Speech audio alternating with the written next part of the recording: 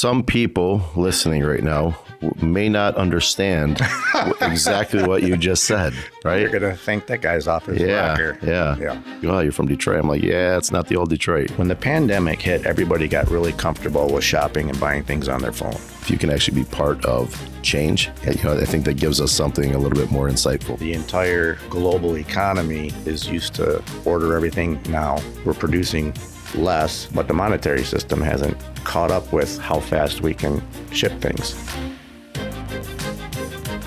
Sitting here with Stephen Edward from AtProperties, and Stephen is an area realtor that I feel provides somewhat exclusive service to his clients. And after talking with Steve, I thought it would be very valuable to bring him on as a guest and give his insight at what gives his clients a little bit different experience than the other realtors out there. So welcome, Steve. Hey, welcome. Thank you. Absolutely. So let's just jump right into it. What's your background? Never had a desire to be a real estate agent. I got into real estate flipping houses back in 2007. Previous to that, I was design engineer at General Motors. I did that right out of high school, kind of designing cars, frames, chassis, things like that. And anyways, real estate, I started flipping houses in Ferndale, Oak Park, and was working with real estate agents. And every time I asked the question, what's this house going to be worth when I change the floors, change cabinets, do this, do that, they're scratching their head. They didn't have a clue. And I kind of had an idea in my head of what I thought it would be worth. And it was that point where I said, you know what, I should get my real estate license. I can find my own houses and I can sell my own houses. And it just kind of snowballed from there to where, after flipping 30 houses, people just started asking me, hey, can you help me find a house? Can you help me sell a house? And then I realized, wow, I can make a living selling, dressing nice. I don't have to dress like a plumber and fix leaky sinks. So at this time, you're working both? No, I haven't flipped in a while. I've just been busy working with sellers. No, I mean in the beginning. So in the beginning, you're working both. Yeah, like a dog. Wow. Yeah. Learning how to work with contractors, hire them, fire them. You learn when they're talking shit and they don't know what they're doing.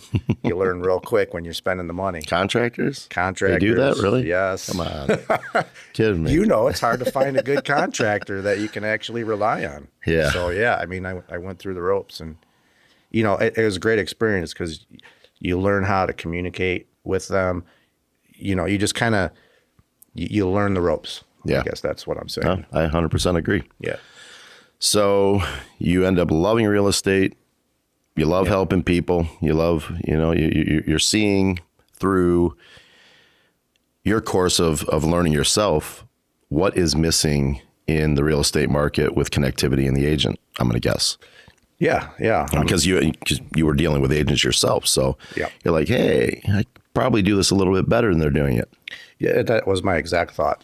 Yeah. You tend to, you learn how to read body language.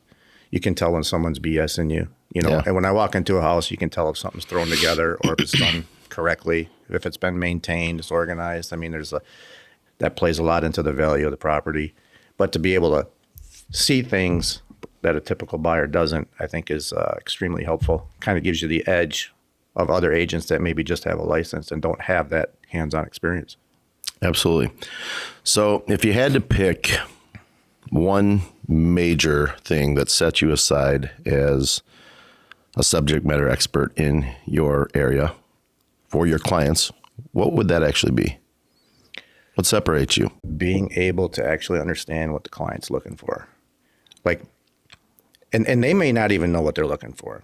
That's true. So, the quality of your answers depends on the quality of your questions. So you have to ask the right questions to kind of narrow down your scope to find and pinpoint exactly what they're looking for.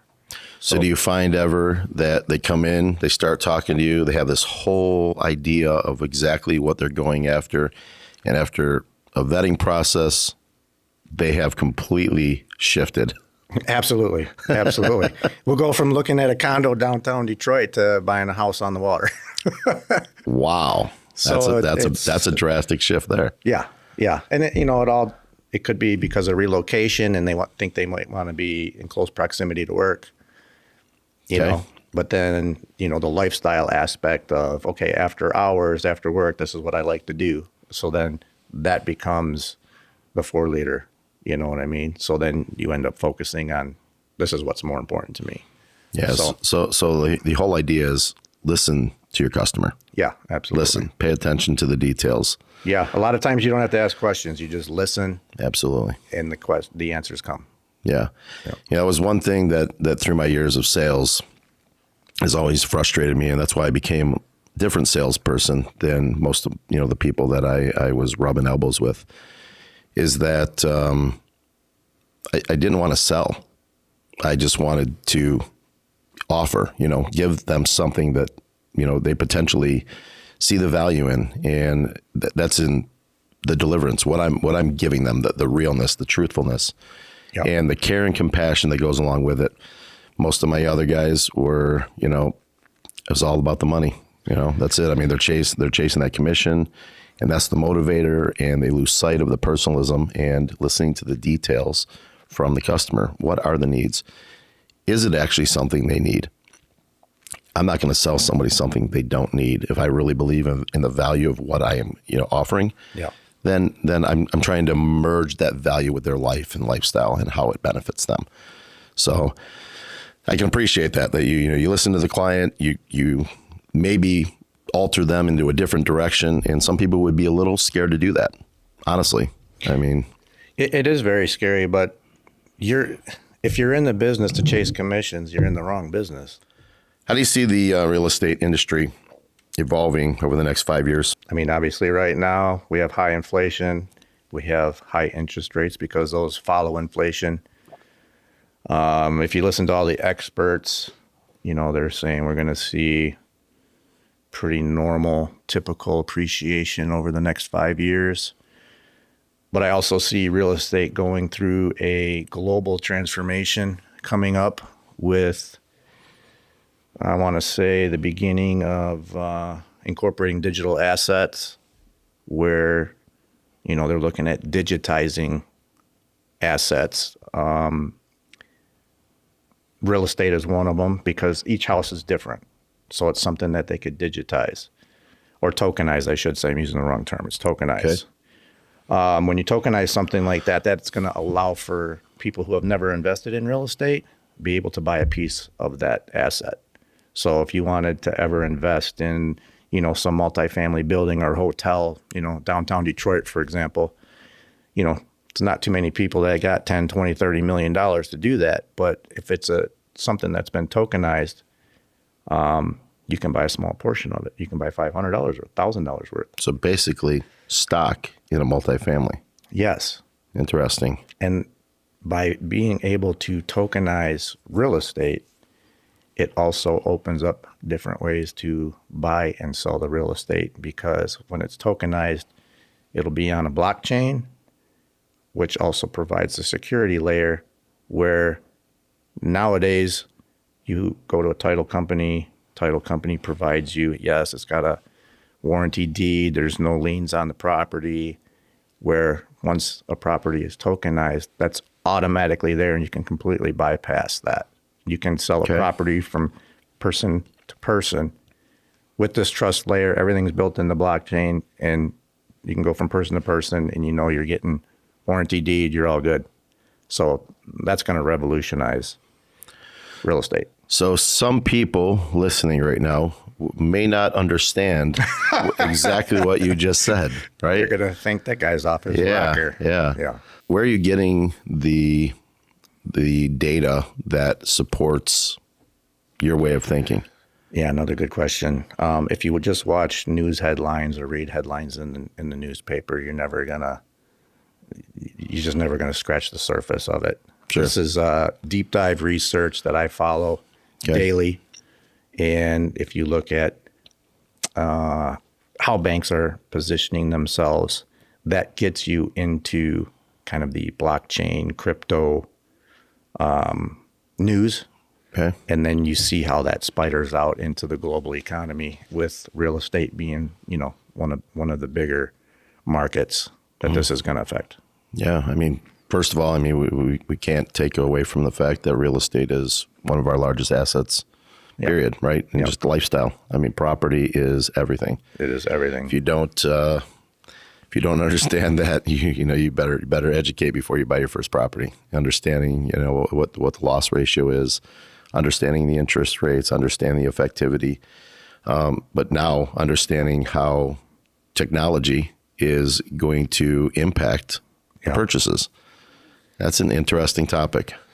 Yeah, it's just, some people say, we're in a bubble. It's not a bubble. We're going through a global shift. Everything is shifting. Once everything goes digital, it affects everything.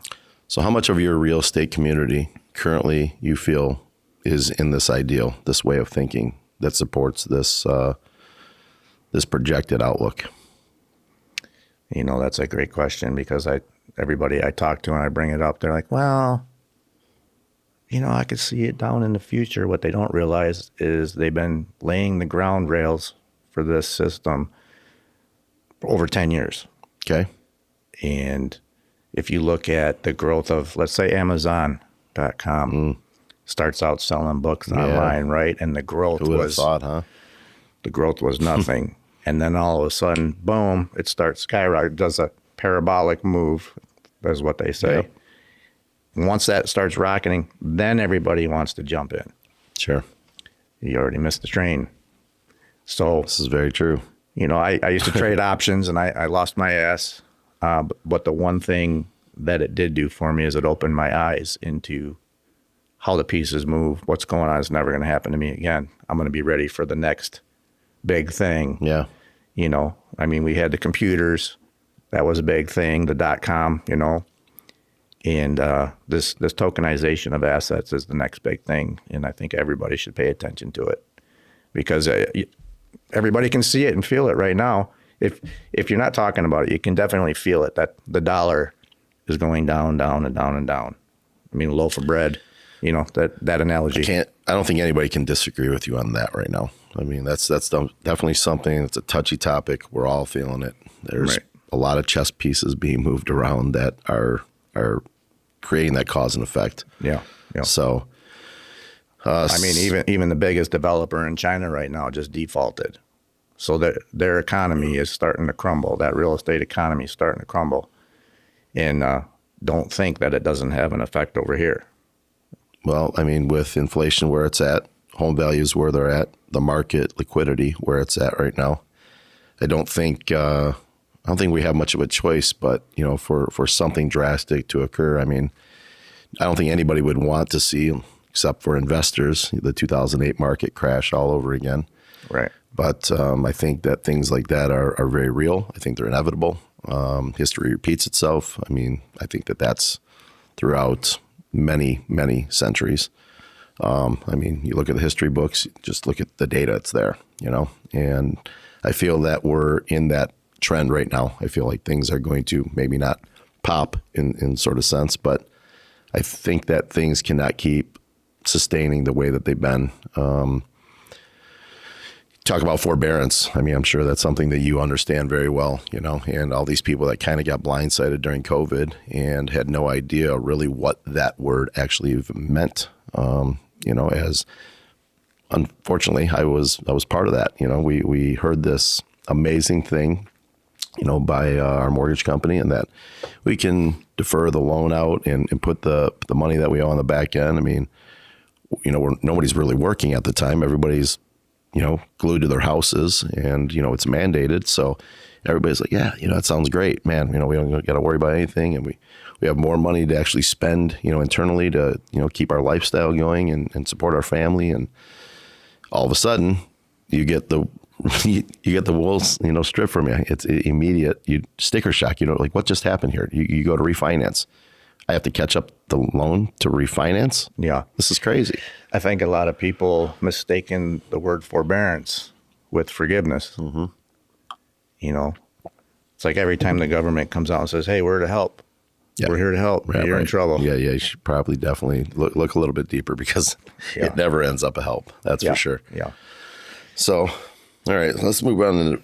So, what are the current real estate market trends, and how are they impacting buyers and sellers right now? Yeah, the current market trends are high inflation, high interest rates. We're very low on inventory.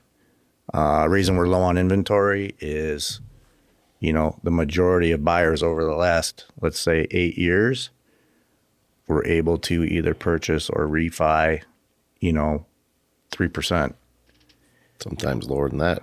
sometimes lower than that. Yeah, it was pretty crazy. Yeah, and we had free money basically. Yeah. Can't blame anybody for not wanting to move and sit on that. So that's inventory that's not hitting the market. So now you're stuck with buyers with the high interest rates, high inflation, and the majority of our buyers right now are millennials. That's the largest percentage of buyers. And most of them do not have a home to sell to take that equity and put into their next property. So you're seeing high prices of homes stay there because we just don't have the inventory, supply and demand. And, we have different type of buyers, which are, first timers are millennials, and they don't have, the equity to roll into their next property. So I think we're going to be kind of stuck with this for a while. Yeah, no, I definitely agree with that. Man, interest rates right now. 8% today. Highest it's been in 23 years. Is this mind blowing? Remember back like the early 2000s, 10 and a quarter, and we all thought that was a really good rate then. Remember? Yeah. And now we're all talking 7s and 8s. Yeah. And this is crazy for us after experiencing a 2%, 3%, 3.5%. It's shocking. I mean, average is, 5.5%, 6%. Yeah. I think if that happened, the market would go nuts.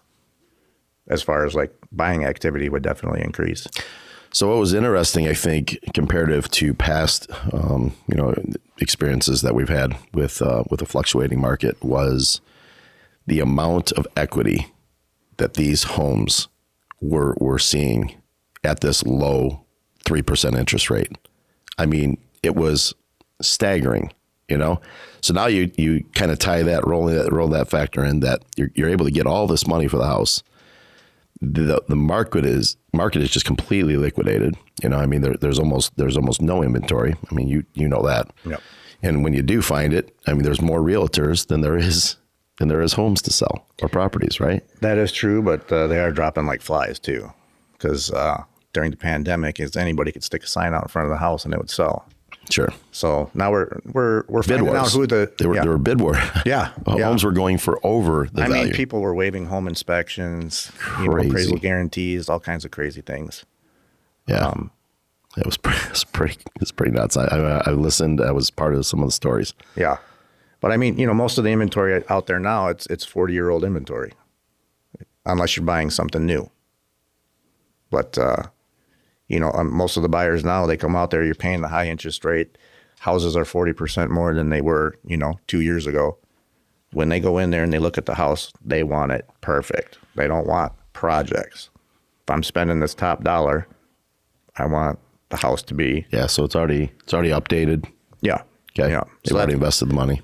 Yeah. That's where I'm seeing the disconnect between, what the sellers want and what the buyers are expecting. So it's not on my list of questions for you, but as we're talking about this, I'm really curious about something. So, from 2008, when the market drops out, clearly, you have all this investment opportunity, tons of flips, and we started to slowly see that market dissipate. What does that market look like today in terms of investors or flips? Is it something that's still there? Are investors seeing those types of opportunities? Not in the numbers that were available before. You can still find the deals, but you have to be in the right place at the right time. Okay. You're ready for that opportunity, and it's going to come from somebody that you may know, a relative, or you might talk to me, hey, do you know something? And we may have somebody that, maybe there was a death in the family and they need to get rid of a house and it's dated. Okay. That's kind of where you find the opportunities, but it's not like you can go down the street and just find them. It's tough. What do you feel about Detroit investments currently? Because we know that Detroit has made a massive comeback, right? And I know that a lot of people are going into these rural areas that, at one time no one would have even suggested even entering, and they're buying up mass parcels of land. They're knocking the houses down, or they're revamping them. I've seen a ton of that. Taking these old houses and completely resurrecting them. What do you think about the Detroit real estate market right now? I think the Detroit real estate market's still a little bit tight compared to what it was 5-6 years ago. Okay. I mean, it was booming. I did a lot of business down in Detroit. Investors from overseas, local investors, buying some of the old industrial buildings, converting them into condos. We were selling, just portfolios of rental homes, 10, 20 at a time. And they were selling for $40,000 a house, $45,000 a house. Now, it's a little bit different. Everything's just a little bit slower. Everybody's a little more cautious. The pandemic really put the brakes on a lot of that coming in. So Okay. It's definitely slowed down. I've transitioned since then and focused on waterfront property.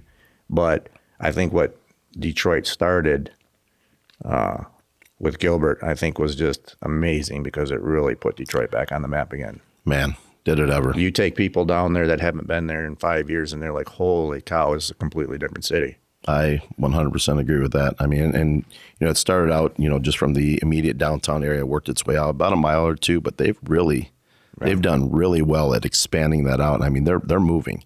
Yeah. So, it's actually something that I'm considering myself. I mean, I'm looking around at some of these areas, and you can still get them fairly reasonable, these prices. Yeah. Off of Woodward. I mean, you have some of these lots that, I mean, they've already knocked the buildings down. You're just buying the lot. Yeah. And these lots are going for $25,000.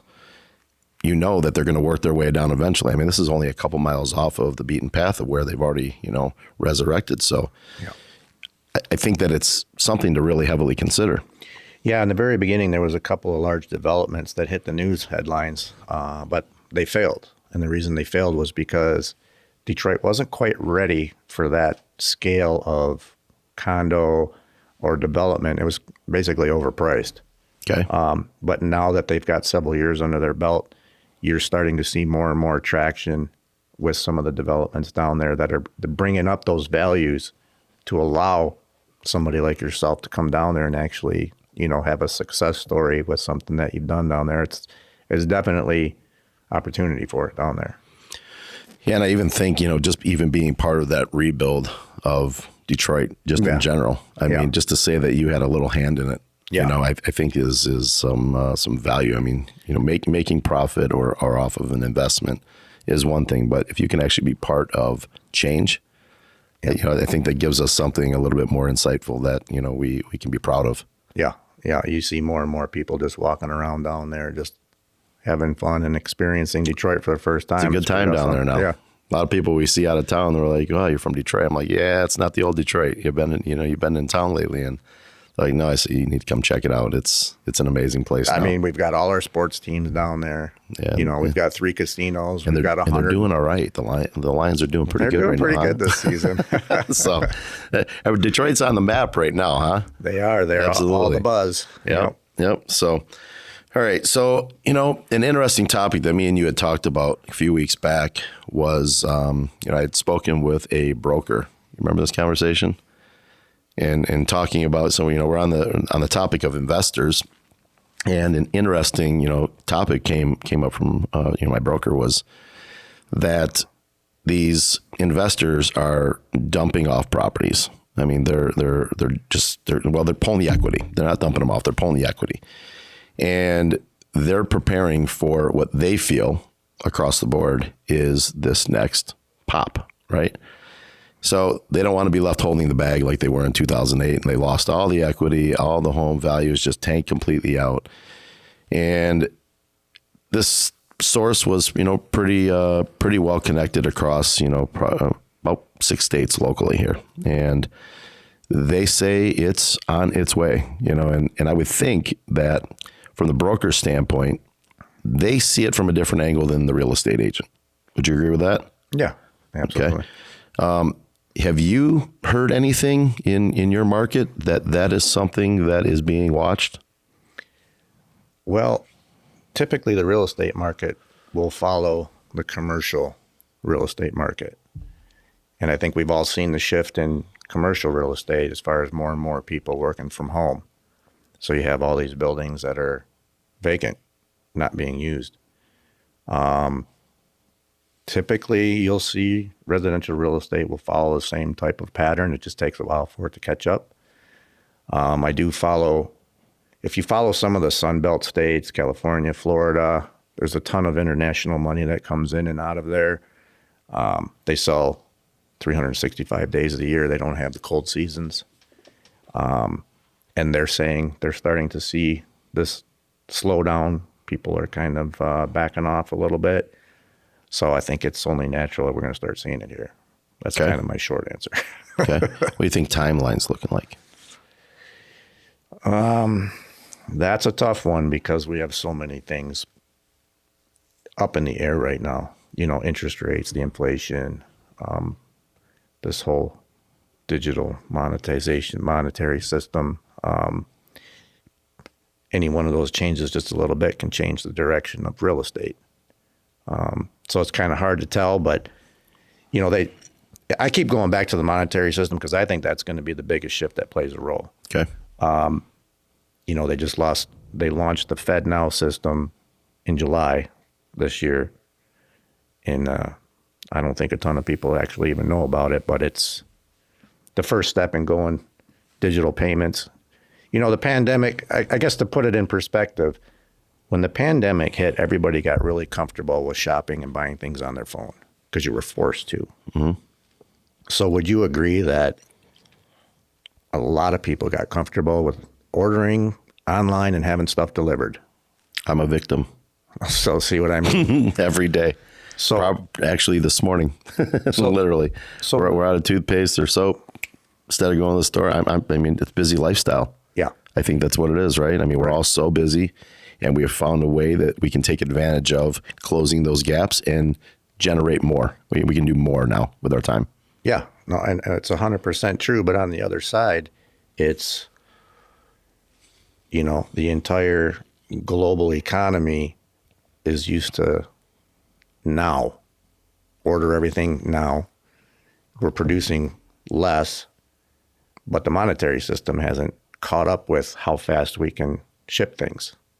So now that's the next piece, and I think that's going to have a big effect on the direction things go. Yeah, that's a very interesting topic, and we got pretty inundated in that conversation, and I'd love to have one specifically just for that. I think because I do agree with you that I do know enough about the background of crypto and just the digital sense of things and the direction that they're heading in. I mean, those trends have been here for a little while. I think that they were kind of gimmicky in the beginning. It was people just they didn't know enough. They just knew that people were investing and they followed. Everything was following. They didn't really understand it. They understand the purpose behind it. They weren't projected enough in the thought process of what does this actually do down the road, right? I mean, how does the governments step in, and realizing that this is a new way of, at first, kind of creating cash exchanges simply with no tax, and then they started to nip that, right? Decentralized, right? Yeah. But is it really going to be decentralized now? Well, if you follow the SEC, you definitely see that they're stepping in to regulate. So it seems like absolutely in the beginning, they fight it. Mm-hmm. Then they sue it. Mm-hmm. Now we're in the phase of regulation. Mm-hmm. Once regulation is in place, then they adopt it. And that's where, we're kind of drifting off of real estate here, but that's where generational wealth comes because you're going to have mass adoption. Yeah. So I would agree that it seems that we're drifting off, but it does tie back. We have to realize that this shifts the way that we purchase. It also shifts the way that we sell. Right. Okay. So it also shifts the connectivity and services that are going to be needed that have to function to the selling point or purchase point. Maybe you're getting still a house that's outdated. You're going to need services. How are those services going to be paid for? Right. Are you still going to be able to work those backdoor deals that you usually do, cash here, cash there, because everybody's doing it, right? Yep. They're trying to close the gap and making sure that they leverage all those deals that are usually occurring. So then I think it goes back to history repeating itself. We go back to bartering. Right? Well, and that's 100% correct. And that's why you see, I don't know if, a lot of people follow what the foreign countries are doing, but if we take the BRICS, for example, as just an acronym for, Brazil, Russia, India, they have purchased more gold than ever over the last couple of years. Well, why would they be buying gold? It's a hedge. It's a cushion. It's actual value if something does go sideways. So that's an indicator right there of, okay, something's coming. So you start adding up all these pieces. I've kind of thrown some of the nuts out here, the crumbs. You add it all up and you can just see something's lining up for something big. So, yeah, I think you will be forced to, nails and screws and flour and bread could be a huge commodity. Oh, no doubt. Right. In trade. Yeah. it's if you, so Larry Fink, he's the CEO of BlackRock. 4 or 5 years ago, he said Bitcoin is probably the biggest money laundering currency that there is.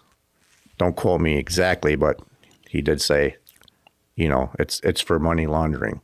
Okay. And today he's saying it's probably one of the best things for value. And they're extremely interested in what it can do. And now they're filing for a Bitcoin ETF.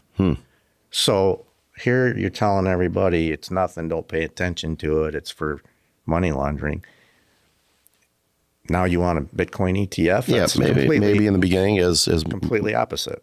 Most of us, when it's presented something new, lack of understanding. Sure. Right. We really don't understand it, and we're going to give our best analyzation on what its purpose is, the driver. But here's the crazy thing. Usually once technology is let out of the box, it doesn't ever go back in the box. I would agree. It just gets better. It just gets better. Yeah. So seeing what banks are doing, more and more banks are partnering with blockchain companies. There's a reason they're doing that. SWIFT is doing it, which is cross-border payments. Yeah, follow the money trend, follow right? the money. Yeah. Silicon Valley Bank shut down. The other bank shut down, First Independent Bank, which were bigger than all the losses from 2008. And that was hardly any news headlines. And I'm getting to the point where if they do, so to speak, flip the switch, and you've got a bunch of cash in your account, you're only protected, up to $250,000. But are they going to exchange it one for one? Or, because you were talking about how do you pay for things when they do go to a digital system, there's going to be a point where they exchange it. Are you going to be on a one-to-one? Are they going to give you half to one? Are you going to get screwed? I hear a lot of people talking about converting 401ks over to gold just so that it stays at an even value and not losing more money. So like you said, it all does tie back into real estate. Yeah, it's going to be interesting to see the regulations that they put in place when this happens, because people are going to freak out. They just getting used to this new way of thinking or protection within their money, Yeah. What happens if the government just decides one day to pull the plug? Well, that's what I'm saying. You don't have your cash in your safe at home. That's a typical thing nowadays. If you have, you have some reserve money, that's just safety. It's protecting. It's sitting in your home. If it's all sitting in one area, and it just crashes one day, or let's just say that the system is infiltrated by another government. I mean, anything could happen, right? I mean, electronic, we know, we understand. Cyber attacks, anything. You're it's kind just of funny that you're broke. hearing more and more about cyber attacks. Sure. Like they're almost laying the groundwork for a big event to happen where they can pull that switch. I mean, when's the last time you ever seen Las Vegas shut down and the ATMs and slot machines weren't working for over a week? Like something's going on. Actually, I'm not even aware of that. See what I mean? Really? Yeah. That happened? Yeah. Recent? Like 3-4 weeks ago. Wow. Okay.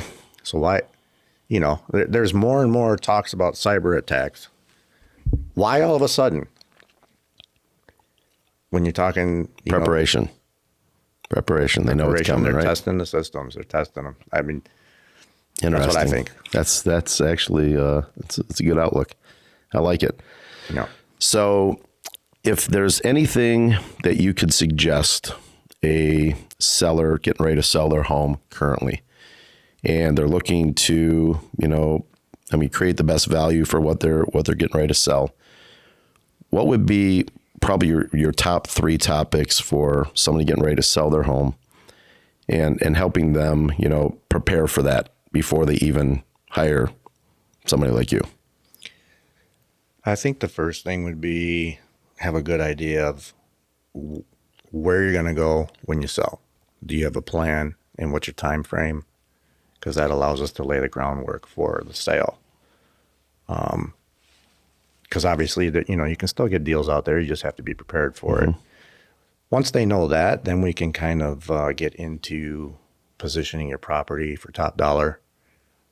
You don't just put a sign out there and get top dollar because the market's crazy. Your house still has to be organized, still has to be staged, clean. So when people, when you walk in, you go on vacation, you walk into a hotel, you throw your luggage on the floor, you lay on the bed, and you're like, oh yeah, I can relax now because everything is in its place. Everything's nice. You feel relaxed. That's how you want people to feel when they come in your house, that they don't have to do anything. So do you feel that updates are still a primary factor like they used to be? Or is it better to not update and pass it on to the purchaser?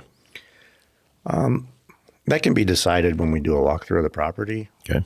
Some homes may definitely need some updates, but some homes you may be able to get by with some paint and just kind of straighten things up and restage, declutter. Makes a big difference if your house is clean and organized. It shows very well. So we'd have to make that call based on each house individually. Okay. Yep. So can you explain the difference between property appraisals and market evaluations? Sure. So a market evaluation is what your typical agent is going to do for you to come up with a window of value for your property when you go to list it on the MLS. They're going to compare expired listings with current properties that are for sale in your area, along with sold properties, and you're going to get a general idea of what the value of your house should be. An appraisal is what your mortgager is going to say your house is worth. They're not going to lend you more than what they feel it's worth. So they send out an appraiser, which is a random, we have no idea who it's going to be. But they come out and do a formal appraisal on what they believe the house is worth. And over this year, pretty much every house I sold was, it appraised that value, what we had under contract for. So Okay. That's really a big difference. What is your opinion of the home inspector?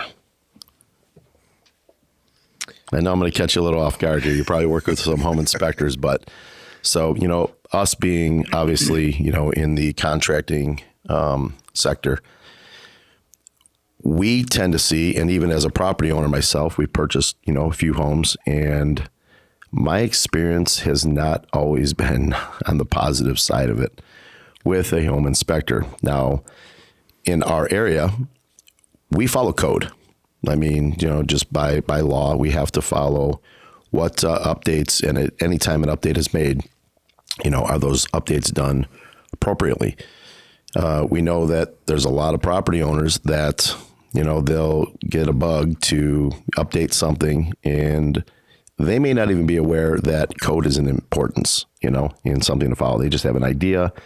Maybe they want to put a bunch of plugs in. They don't actually put the plugs in the correct areas or the correct distance from the floor. They don't understand these things. Yeah. So is your average home inspector, property inspector, through a purchase going to catch these things? It's a great topic. I just ran into it several times this season. I say season because normally our busy season is during the summer. Right. I think an important question for home buyers to ask their inspector, and this is something that I learned this year, is what type of home inspection do you do? Because there are some home inspectors that will do a home inspection which is more or less functional. Does the stove work? Does the fridge work? Are the plugs grounded correctly? Can this house function properly for somebody to live in it every day? Then there's code inspections. This is if you're remodeling a house or remove a wall. Did they pull permits? Is it structurally sound? Did they, is everything supported? Are all systems working properly? Are they vented properly? Are they plumbed properly? Are they, that type of inspection? Are hood vents vented properly?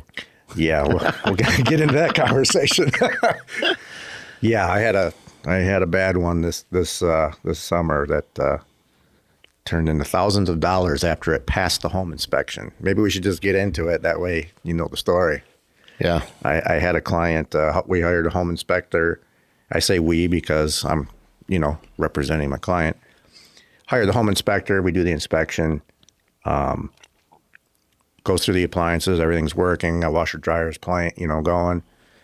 Turn the stove on. All the burners work. Okay, awesome. Turn on the hood vent. It works. It's cycling.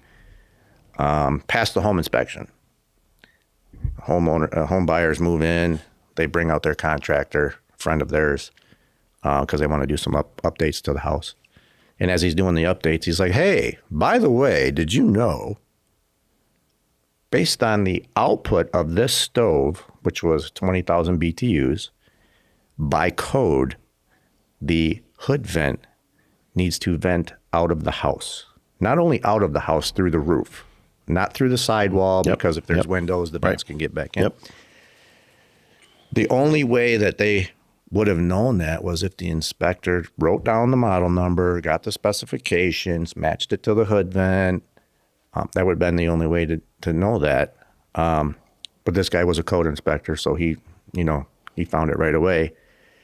So they were shocked, and we had to argue with the seller because we had already closed on the property. And, they were looking at like $4,000 to vent out of the roof of the house. I'm like, that's ridiculous. I'm like, based on everything that I've seen, that's just way too expensive. Come to find out that the hood vent came with the venting parts to go out of the roof. They just failed to install them. They did not install them. They threw them away. So a high-end stove, high-end hood vent. And in order for them to get the parts, they had to buy a whole new hood vent, which is like $1,000 just for the hood vent. So long story short, they ended up, they were able to fabricate the part and vent it out through the roof. It still was $4,000. We went back to the seller and said, hey, listen, you guys really need to do the right thing and really pay for this. And we kind of argued back and forth. And luckily, kind of long story, but luckily the contractor knew the ex-husband of the wife that sold the house, and they had a conversation. So the seller and the ex-husband talked to their attorney, and the attorney said, you better fix it. Right. So they paid for it, got it done. But one of the questions buyers need to ask is, what type of inspection do you do? Right. I want code inspection because that's really important. You can get a code inspection just by calling the city and saying, hey, I want the inspector to come out and inspect my house. Probably cost you less than $100 for him to come out and do it. Right. But at least everything's been done correctly, pulled permits and everything. So, in my ideals towards it, because I definitely understand the agony that can come, just from that sale. And then you think the sale's done, and then it reverts back and kicks you down. And I think that the major components of the property, I think the roof, I think your HVAC units, AC condenser, stoves, if they're, high profile stoves, I mean, these things can get into the thousands of dollar ranges. Yeah. Hood vents, custom fridges. And you had a situation like that too. We can follow up on, but so I feel that these certain components, I think it's extremely valuable to have, at least in the inspection process when you're going to sell, if you have these high dollar items, to actually get the contractor that would install these types of units in play, or a company that maybe is multi-service. And that's something that we started to enter into ourselves, is seeing the opportunity to help people that don't even understand that they may need that help somewhere in line of a purchase. I mean, some of the numbers, we did even the roof situation with you, that was turmoil. Yeah. And in the beginning of this podcast, you asked me, kind of what makes you different, set apart from other agents. And it's all of these experiences, right? And having the eyes to kind of catch these things. The roof that you helped me on, for example, I walked up to the house, client out of state. Hey, Steve, I want you to sell my house. I'm like, okay, give me the code. I go over there, check it out. I go over there, check it out. And I'm like, hey, I call him up. You got shingles all over the top of your roof. And he's like, oh yeah, the guys just redid the roof for me. They must have not cleaned them up or something, left them there. And I'm like, that's a lot of shingles. Doesn't really look like that. And I'm like, okay, I got to take his word for it, right? But I brought it to his attention. Sure. And then we run into a problem, and lo and behold, during the sale. Yeah, during the sale. This is holding up a sale, right? Yeah, it's under contract, and the inspector that went out there said, hey, there's a few areas with the roof. You guys need to address that. It's not the vents weren't incorrectly or something. They were over the top of the shingle or whatever. They were incorrect. And then that's when we connected. And then you gave me the full report on the roof. Like, bro, this is in bad shape. But that right there is a prime topic that you just said. The home inspector was there, already checked it out. And we got to address these vent issues, right? Yeah. It was far more substantial of a problem because he did not get on the roof to actually inspect it, to know that there were no nails even in the shingles. They were sitting in place. I remember all the photos I shared with you. Yeah. It was mind-blowing how this roof was done. And it was sad because, he, investor trying to save some money, and didn't vet properly and hired the wrong contractor and got a really bad job. And I was glad that we were able to come in and, help the situation, save the day. But nobody should even have to endure that. Even the loss that he took on, just even in the savings he thought he was saving, still wasn't worth it. And if a little bit more dedication towards, connecting with the right contractors, building those relationships, having those relationships from, even relational from you, directing that and saying, hey, I got these properties, go check them out for me, and just have that peace of mind. I think that's an extremely valuable topic. Yeah, I've done that with several investors where they're like, hey, Steve, go roll by this house and let me know what you think. Let me know what it needs and is it worth it? Do the numbers work out? And I'll do the deal. And this client on this particular house that you helped me out on the roof, extremely grateful because he's out of state. He doesn't have eyes on the job. Hey, can you handle this for me? He was trying to get the guy to come out and fix the roof. And, the guy's giving him a hard, I'm busy this weekend. I got my kids, whatever. And I'm like, listen, we don't have time to screw around. I go, I got a guy. He'll go out there and he'll knock it out, make sure it's right, and we'll close the deal and you'll be done. And the nice thing was we were selling at that point over asking. So he didn't make as much as he wanted, but that over asking sales price kind of absorbed a little bit of what it cost to do the roof. But all in all, he was extremely happy. You guys made me look like a rock star. I took care of him. You took care of me. That's what it's all about. We're always loving to help a situation that seems like it has no direction. But a valuable point on home inspections, there was no home inspector, or there was no municipal inspector that checked out the roof, right? They would have caught that. And then what we even found out was that contractor was actually unlicensed. He actually didn't have a residential builder's or a builder's license for roofing installation. Right. He had a fancy business card. Exactly. And, it's probably one of the bigger topics that, if, just you being a realtor, the roof is by far the most expensive component on the property, especially right now. I mean, nowadays we're on our 7th increase. Roofing is just getting completely out of control. And you want to know, I think, as a purchaser, you want to know what are you up against if you buy this property? What's the roof going to cost? Am I actually, you can end up buying a property at full rate and then incurring another $30,000 to $50,000 for a roof replacement, right? Yep. Without even understanding. So I think that going a little bit past the standard understanding of what we feel a home inspection consists of with our standard property inspectors, it's going to save you a ton of money. And that always comes back down to who is the realtor that you're dealing with? What is his process? How does he look out for his clients comparative to the other realtors that's just looking to flip homes, right? And I think that's extremely valuable. And I think that that's something that you are really good at providing to your clients and why it's so important and why I wanted to bring you on. I think that anybody looking to sell their property, should definitely be looking to, give you a call, get some insight from you and, just see what you offer. Just don't take this show or, my word for it. Learn you, vet you, understand, the differences, the little nuances that you're going to deliver that they may not get from somebody else. So yeah, definitely have a conversation. Yeah, absolutely. Yeah, I had another property out on the waterfront. I'll try to make this short and sweet. No, go ahead. Keep on going. Was another guy not familiar with the area, and he brings in his inspector to inspect the property. It's a pretty elaborate house with an atrium on the inside, a couple of palm trees growing in the house, 3 sub pumps. Anyways, the inspector comes in, does his inspection, and gives us the report.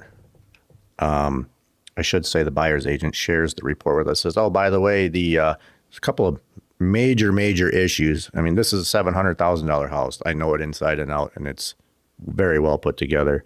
Major issues. I'm like, what are the issues? Oh, the crawl space is flooded. I'm like, what are you talking about? He's like, well, the inspector said the crawl space is flooded. Oh, and he checked the sub pump. He said the sub pump wasn't working. I go, really? He checked the sub pump? She goes, yeah. I go, which one? There's 3.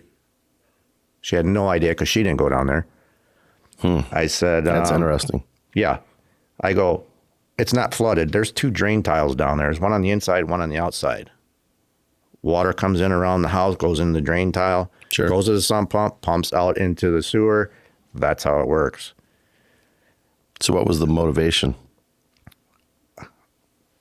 Knowledge, for one. Okay. And probably just trying to get money off the price of the house. But I know the price of the house. We're not budging. I know the house. The second thing that they said, which really irritated me, was had a 3-car side entrance garage. Used to be a fireman that used to live there, and he had a stairway that went from the garage up to a room above the garage. Since then, they screwed that shut. They closed it off, carpeted over it. It's a bonus room up above. The inspector said, oh, I couldn't inspect the attic because the access was screwed shut. I'm like, what are you talking about? He's like, the access to the attic. I go, where was it? He said it was in the garage. I said, that's an old stairway. That's a bonus room. There is no attic there. But my point in this conversation is that so many people just take for granted what the inspectors say.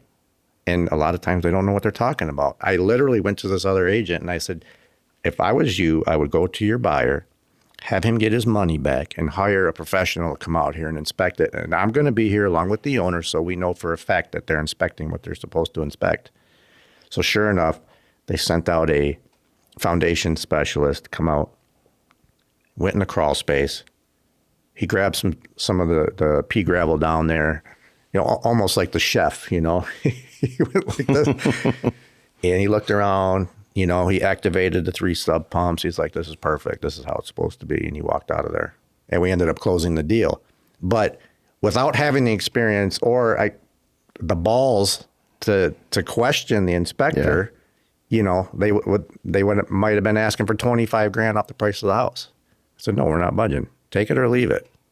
Yeah, I think anybody that's purchasing that's not completely aware, they take a lot of credibility into the home inspector.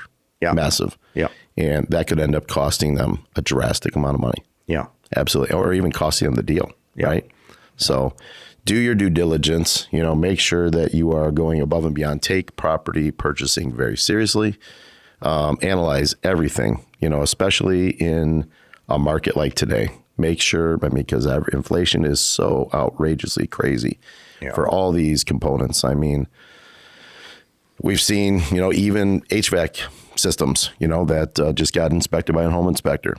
And I mean, believe it or not, they've missed the smallest little details. Unbelievably, a unit was bad based on a dirty air filter.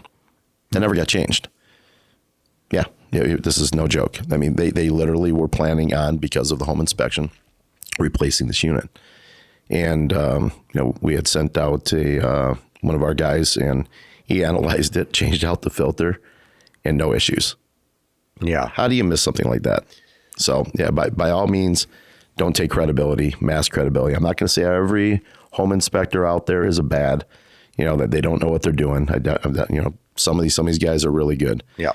But it's the mass majority of them. You just don't know what you're going to get. You got to ask questions. And I ask all my buyers to be there present at the inspection so they know what's going on. And, you know, usually I'm the one asking questions.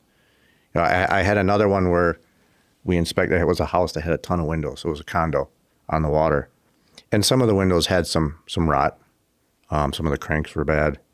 But the inspector said, yeah, man, you guys are probably looking at like $40,000 worth of windows here. And of course, my buyer's like, well, I'm not buying the house if it's 40 grand. That's just ridiculous. I'm like, whoa. What, you a window salesman now? Slow down. Yeah, you know, I'll call independent window repair. Who's his buddy that's going to give him the kickback on that sale, right? I'm like, let me call independent window repair. We'll get them out here to inspect the windows. And lo and behold, independent, they only service Anderson windows. Okay. But at least they service them, and you don't have to buy new windows. It came out to like $5,400, and they could rebuild the sashes and the cranks. That's a big difference there. But I mean, this is how you represent your client. You save your client. Yeah, you save the deal. You jumped right in and right. Made sure. And you don't be afraid to you know, question the inspector. You know, like you said, not all are bad, but I've been around long enough to ask the right questions. You know. Yeah. And saves a lot of money. Transparency. Yeah. You know, that I think it's extremely valuable. And dependency on the people that you build those relationships with. One thing that I have found even through the years is majority of realtors, you know, when they sell a home, it's kind of like a one and done, right? But I think that when you can keep those relationships sustained, you know, and even help the purchaser after the sale in your connections, that's the value in how you sustain that relationship. Because most homeowners, I think the average is what, three home purchases in a lifetime? Is that what it is? Yeah, that's what they say. But now, you know, people are stretching out 7-8 years. They're staying at a property now, maybe even longer. So I think interesting. Yeah, and that's just because of, you know, where the market's at right now. Okay, so they may at least buy one more home, right? Right. Well, so we had a lot of people, you know, downsize. Maybe people were carrying 2 properties, and they're like, you know, based on where things are at, we're going to sell one and keep where we should be. Yeah. So even in that stretched out period, you know, to be able to go back to your realtor and say, hey, you know, do you have somebody for this that you trust? Somebody for this that you trust? Right. And you can help close that gap and keep that relationship sustainable to where it's not a one and done. You know, we're in the roofing sector. I mean, that's kind of how it is too. You know, you do a roof, you're probably not going to re-roof that house for another 30, 40 years plus, right? Especially with the way that they're making shingles today. I mean, the technology that's went into things, you know, we're weeding ourselves right out of our jobs, right? Just keep building more houses, I guess. So we're in this next period now where we're re-roofing the 2000s boom, you know, the early 90s, 2000s boom, that all those homes are being built. And that's all of Macomb. Yeah, we're starting to see a lot of Macomb, exactly. So I think if you're focused on the one and done, you will be exactly one and done. absolutely.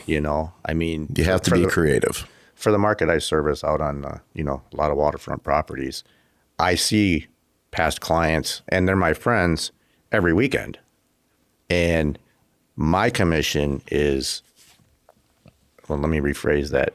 It's more important to me to take care of them during and after than that commission, because it's going to come back around. Yeah. Or part of your commission is that relationship. Yeah, absolutely. That's what I'm saying. Absolutely. So I could not agree more. I mean, we try to look at things from a completely different light. We want to keep these relationships built. We want to help their sons, their daughters. I mean, anybody in need that, with that relationship, again, we have an immense amount of relationships in other sectors, other areas of service. And we want to pass those things along. If we can help other people that we, partner up with, and we know that they provide the same type of customer service and same type of installation, and they're building those relationships too. I mean, we create a community that can be trusted. So it's very similar to even the start of that aspect in the real estate end, which is why I think it's valuable to maintain these things all the way through. But Steve, I really, really appreciate you coming on and sharing some stuff, with our viewers. And I think these things are extremely valuable. I'd love to have you back, as you kind of go through your motions and see some of those, those pain points that in real estate that people need to understand, and in an ever-changing market, right? Because you're gonna start seeing things that probably you have not yet to see, in your industry. every deal is different. Every deal is different. There's and logistics, everything. well, even changes. with the market changing, in now, the potential of, digital, going into it. I mean, just seeing those things unfold, I think that those are going to be some interesting topics, ahead. Yeah. I'm interested to see how that whole aspect works. I mean, I'm definitely not completely bought in yet. I mean, you're probably a little bit more educated in that area, and just kind of reading through all the data. And hopefully, we have time to share that. I'd love to understand more about that, how that works, and how it's going to really affect, I think, every industry. I don't think it's just going to affect real estate. I think it's going to affect everything. Right? Everything. Yeah. So every payments bit of across the board. Absolutely. Yeah. And along with that, we're able to build in the trust layer. But when it comes to real estate, you still want somebody with boots on the ground that has your back, and help you make the right decision, Absolutely. So Steve and Edward with AtProperties. Steve, if they're looking to sell their home and they want to, entertain you, how do they get a hold of you? Definitely go out on my website, which is homesonlakesaintclair.com. Or you can reach me at my phone, 586-554-0704. That's the best way to get a hold of me. Excellent. Yeah. So you got my stamp of approval. I mean, you're a good guy. You're solid. You're very trusting. You're very honest. You tell it how it is. I see how you work, with your property owners. I've experienced it myself. I was happy to be part of a couple of those projects. And let's actually revert here for really quickly. This is a very interesting one that I can't believe that we failed, right? You know where I'm going? I don't know. Let's go. So Steven's house. Oh, yeah. Yeah. Yeah. So actually, when we had just first met, when we were taking care of your client, we went over and we inspected your property. Yep. And this is last October. Yeah. And we just got that deal done, right? Yeah. Finally, a year later. So I can't say the name of the insurance company that you were dealing with, but you can, because you are the actual insured. So who were you insured with? So that would be State Farm. So what was your experience like with your claims process? And the average person that may not understand, one, they pay for insurance, they pay for roof coverage in their insurance, right? Mm-hmm. And majority of people do not understand this. They also don't understand the details within the language within that policy, that portion. They also don't understand that there's a separate deductible for that reason. So we get your home inspected. What happened first? Well, before even that conversation, I mentioned to you, I'm like, yeah, we need to get a roof on our house, pretty soon. And you're like, well, hey, That's right. Insurance may be able to cover that. And I never even gave it a thought. Right. I'm like, really? That's right. And then you said, actually, well, you're let me come over and check it out, and let's see what we can do. I might be able to, save you a few bucks. So that's kind of.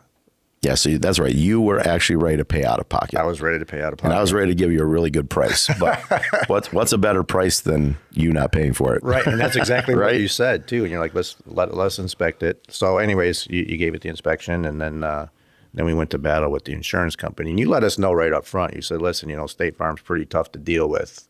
They're not in a big hurry to issue money. So just bear with us. This isn't a done in a couple of weeks process. So if you're okay with that, let me show you what I can do. And very interesting that it took so long. I think we went through. Do we have 2 or 3 inspectors? Separate adjusters and inspectors? Yes. Yeah. And I'm one that I don't have a problem asking questions or arguing. Not that I like to argue, but sometimes you gotta raise your voice in order to get the point across. Sure. But yeah, they were not moving quick at all. And it was your due diligence, your consistency that kind of put you like, man, we're almost there. We're almost, just hang in there. And I'm like, oh my God, I hope it doesn't leak. And, it was kind of, man, is this guy for real? And I was thinking about you, and I'm like, man, this guy's like really going to bat for us. Like I was kind of blown away, actually. And then you called us with the good word. But that process was first adjuster. They don't want to give you anything. Oh, there might be hail damage on this one shingle over here. Mm-hmm. Well, how can it be one when, it wasn't just one hail ball that fell from the sky, Absolutely. So. No, it was a lot. Yeah. So we just wrapped it up. It was actually a year. Yeah. A year and a few days, actually, to date. So, you guys came over and you had the whole roof all chalked up and X marks and photos, and it was agony. And you're like, listen, Steve, I'm telling you, I'm not bullshitting you. Like, I'm telling you, we're going to get this done. I'm like, okay. Yeah. That's one thing about us, with Premier, we don't let up. If we see that, we see it's there. We see that the customer's being wronged. We're going to go to bat in every sense of the way. It's all about principle. Listen, if you're paying the premium, you owe for the replacement, and it's just kind of working through the right people. And you have to understand, I cannot literally fault State Farm in general. I can't specifically because one, they're a business. They have a business to run and they have checks and balances. The problem is that, in this market, first, it's very hard to find people to work, right? And then you put people in that are extremely experienced just to fill bodies because they have so many claims coming in. They need people to take care of it. So they may not be very experienced. They don't know what they're looking for. So they may bypass a lot of things that are extremely important. It does not put you in a good position, though, right? So, and as long as we see that and we know that we have something to work with, we're going to keep pressing forward. And this was one that it was super slam dunk, super easy. It should have never taken as long as it did. But unfortunately, first couple people were just very uneducated in what they should have been looking for and looking at. The reporting, how they reported the data after talking to a couple of the inside adjusters and giving, our stance on why, it didn't constitute the repairs that they were calling for. They did finally agree, and I have to credit State Farm. They proved it. They took care of you, and that's the way it's supposed to be done. May have taken a little bit of time, but at the end of the day, that little bit of time, even in an investment sense, you're still way ahead. Yeah. And we were able to get the job done for you, and that was. Can't believe that we missed that one because, man, that was the most prominent one that we just got done. And it directly affected you, right? Yeah, so I got firsthand experience with the whole process. And it kind of goes hand in hand with the home inspections that I deal with. Yeah. It's like across the board, don't be afraid to ask questions and get into it. And you're already paying for the service. You're paying for the protection. Absolutely. So, yeah, I definitely appreciate you going to bat for us. We were so happy to do it, and we're actually looking to install here, I think, pretty darn quick. I mean, we're right in the realm of it. Try to get you wrapped up before the end of the season and get that home protected. But I'm glad that, you trusted the process. And yes, it sounds very, I mean, we talk to people every day. They're like, yeah, it sounds like a scam.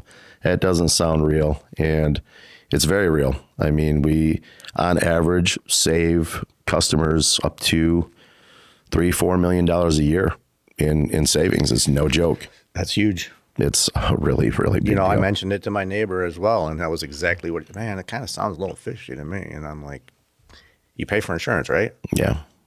You have a clause in there for your roof, I'm assuming. Let them come on and inspect it. So you're a realtor. That's an interesting topic, because we're going to be bringing on somebody in their realm of insurance. So we're going to bring on an agent that deals with homes, properties, and what is insurable product, and breaking down the language and the summaries in the pages. When's the last time you sat down with your policy and read it?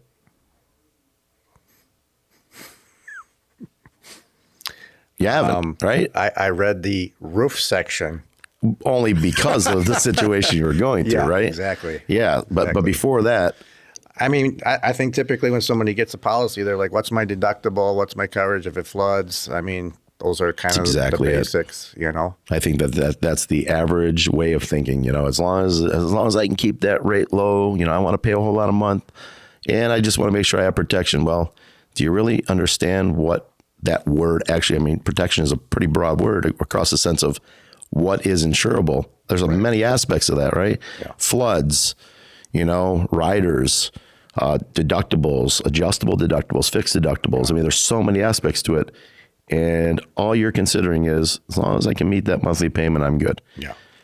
And that, bringing up the insurance and the deductibles, that is why the hood vent was such a big deal. Because if a fire would have started on that stove and, God forbid, the house catches on fire, insurance would deny the claim because 100%. The hood vent was not vented properly. Yep, that's a big deal. Out of code. Yep. They take away any liability, and that language, because you didn't read it in your policy, is there. Yep. Right. So that's why we started this Property Unhinged, podcast. We want to really give insight, direction, education as much as possible in every sense of property ownership. And, our properties are our biggest investment. They are. I mean, they're the most sustainable. Stock market's going to go up and down, and you may lose and not gain back for a while. Property is the one thing that's going to be outstanding the test of time. It's the most consistent. Absolutely. Everybody, even the biggest investors, are all diversified with a heavy holding in real estate. Every single one of them. Agreed. And even, I don't know how many clients I had 2-3 years ago that said, I'm going to wait and see what the market does before I buy. And now we're 40-50% higher than we were back then. They're losing. Yeah, right. So I agree. But hey, it was great to have you, man. I loved all the conversation, and I look forward to the next time.